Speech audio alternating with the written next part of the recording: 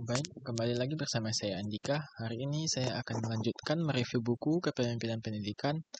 Sekarang kita masuk ke bab 2 yang akan membahas tentang syarat-syarat dan prinsip-prinsip kepemimpinan.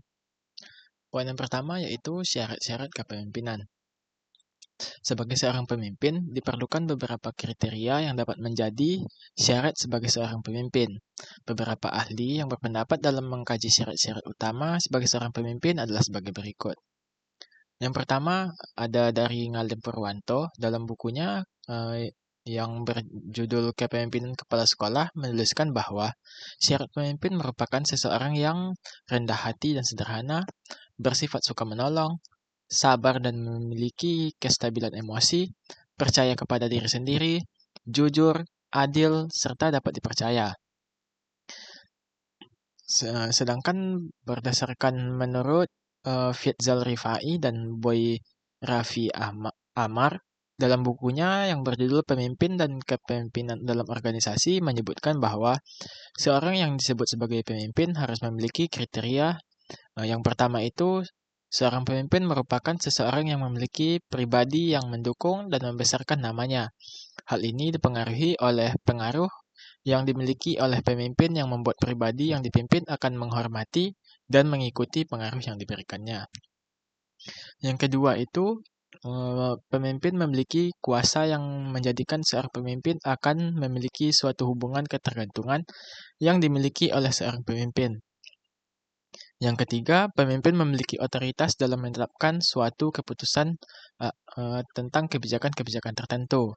Dan yang terakhir, pemimpin memiliki pengikut yang dapat memberikan dukungan untuk mengikuti apa yang dikatakan oleh pemimpin.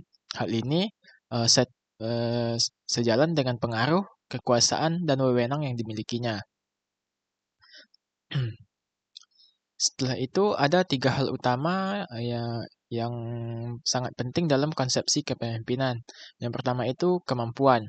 Hal ini merupakan sumber daya dari kesanggupan dan kecakapan secara teknis dan sosial yang melebihi dari anggota biasa. Yang kedua, kekuasaan.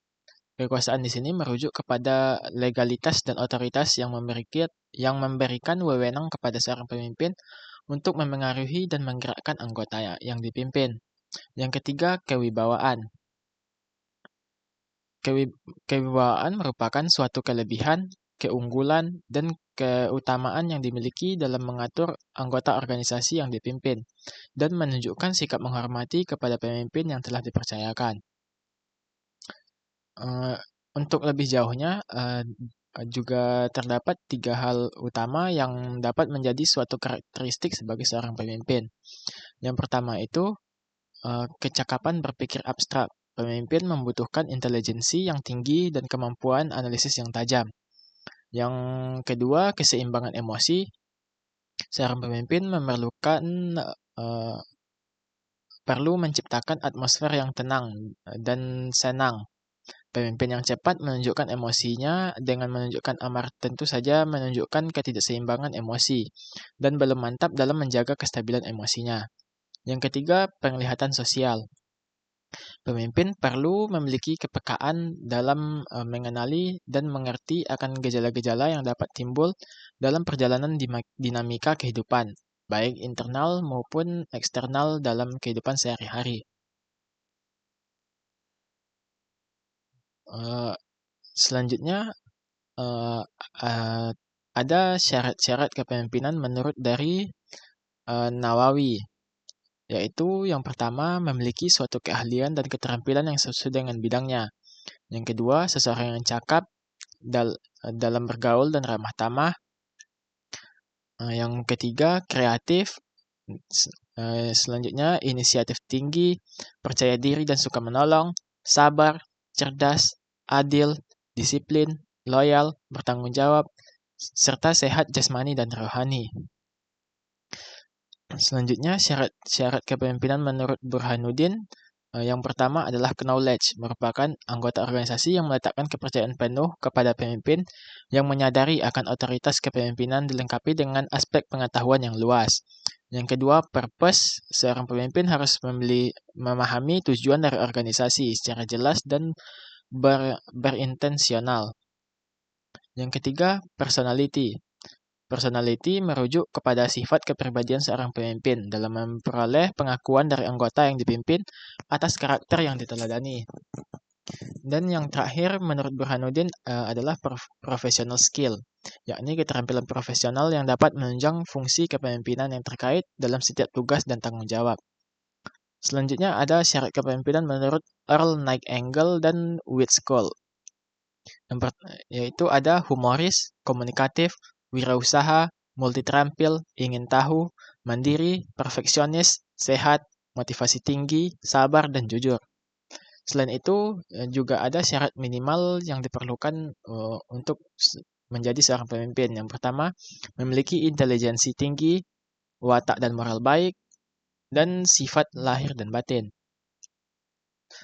Yang terakhir, selain itu juga ada syarat tambahannya yang meliputi memiliki kesadaran penuh untuk bertanggung jawab, mengenali anggota organisasi yang dipimpin, memahami cara mengukur dan menilai kepemimpinan, menunjukkan cara untuk membimbing diri dan bawahan dengan asas dan prinsip-prinsip kepemimpinan, dan yang terakhir memiliki sikap kepemimpinan yang menonjol. Materi selanjutnya adalah prinsip-prinsip kepemimpinan. Dalam menjalankan kepemimpinan, terdapat beberapa hal yang perlu menjadi fondasi utama sebagai prinsip-prinsip utama yang perlu diperhatikan oleh seorang pemimpin.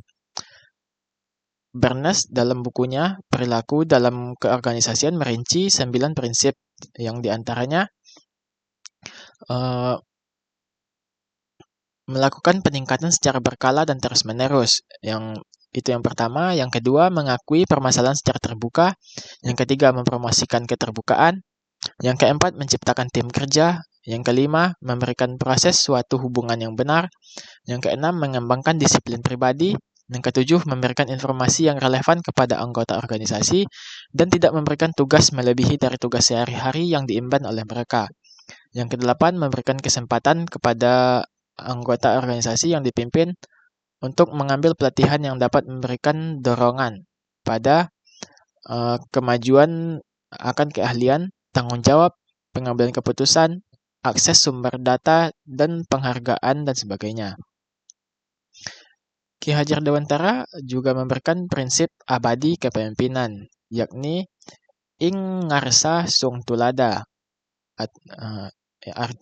atau memberi teladan, ing madia mangun karsa atau membangun semangat di tengah, dan tut uri handayani yang artinya yang di belakang memberikan dorongan. Pemimpin harus menetapkan tujuan bersama, membantu anggota mencapainya, mengkoordinasikan kerja, dan membangun hubungan interpersonal yang kuat. Agar efektif, pemimpin harus mampu menentukan prioritas tindakan, bersikap toleran, tidak merasa terancam oleh keahlian orang lain, dan berani melakukan hal-hal sederhana namun penting. Prinsip-prinsip seperti percaya diri, bertanggung jawab, melatih tim, membuat keputusan bijak, memberi arahan, introspeksi diri, menguasai teknis dan taktis, menjadi teladan, dan memahami anggota organisasi menjadi pilar penting dalam kepemimpinan yang berhasil dan berpengaruh. Mungkin hanya sekian pembahasan bab 2 dari saya. Terlebih dan terkurang mohon dimaafkan. Assalamualaikum warahmatullahi wabarakatuh.